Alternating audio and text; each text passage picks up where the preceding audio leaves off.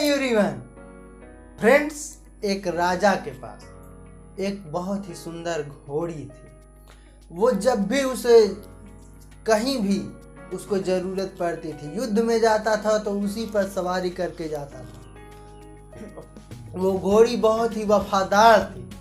कुछ दिनों बाद उस घोड़ी ने एक बच्चे को जन्म दिया। वो बच्चा काना था, लेकिन बहुत ही हिष्ट पुष्ट था, सुंदर भी था, बस एक आंख से काना था। कुछ दिनों बाद उस बच्चे ने, जो घोड़ा था, उसने अपनी माँ से पूछा कि माँ, मैं इतना सुंदर हूँ, स्वस्थ हूँ, फिर भी मैं क्यों काना हूँ?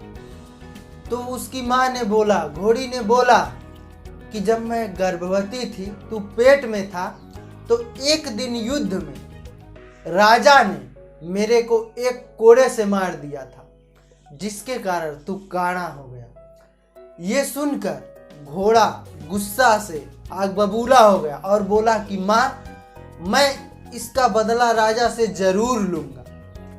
तो ये सुनकर घोड़ी बोली, नहीं, तू ऐसा नहीं कर सकता।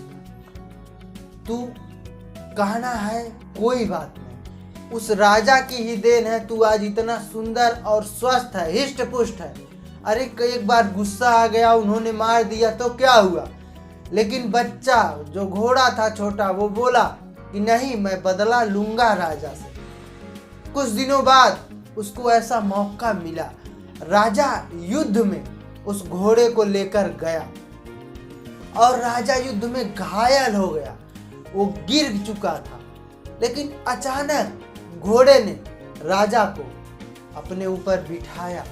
राजा किसी तरह घोड़े के ऊपर बैठा और घोड़ा तुरंत राजा को लेकर राजमहल वापस चला आया।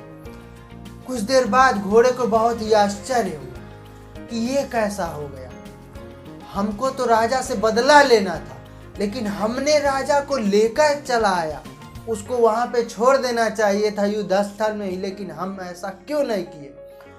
ये सोचकर वो अपनी माँ के पास आया और बोला कि माँ, आज मेरे पास मौका था राजा से बदला लेने का, लेकिन हमने पता नहीं क्यों ऐसा नहीं किया।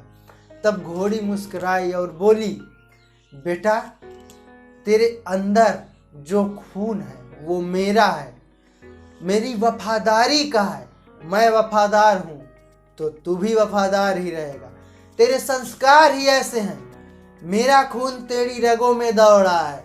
हमको ऐसा संस्कार नहीं मिला कि हम किसी के साथ विश्वासघात करें, तो तू कैसे कर सकता है? तू कभी भी वफादारी नहीं तोड़ेगा, विश्वासघात नहीं करेगा किसी के साथ, क्योंकि तेरी रगों में मेरा ही खून है, मेरा ही संस्कार है, तो तू कभी भी ऐसा नहीं कर सकता। मैंने जैसा किया तू वैसा भी करेगा। तू कभी भी नमक हरामी नहीं हो सकता, नमक हलाली नहीं करेगा। दोस्तों, ये छोटी सी कहानी हम लोगों को बहुत ही कुछ सिखाती है, क्योंकि हम लोग जैसा संस्कार पाते हैं वही हम लोगों के अंदर रहता है।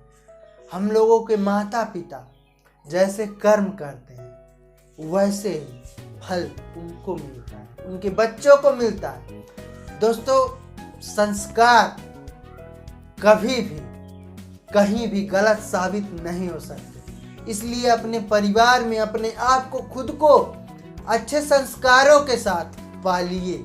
अच्छे संस्कार अपने जनरेशन में दीजिए, ताकि आपकी आने वाली पीढ़ी सही हो, क्योंकि आपके कर्म ही आपको संस्कार जो भी मिलता है उसी से आप उसी हिसाब से कर्म करते हैं, और कर्म ही आपको फल देता है।